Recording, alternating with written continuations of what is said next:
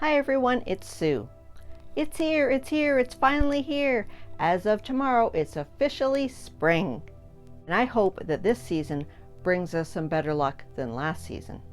And speaking of hope, today is my Hope Art Challenge. And if you missed it, you can still participate. Today was the day we were supposed to upload our art project, any medium that you like, with the theme of hope.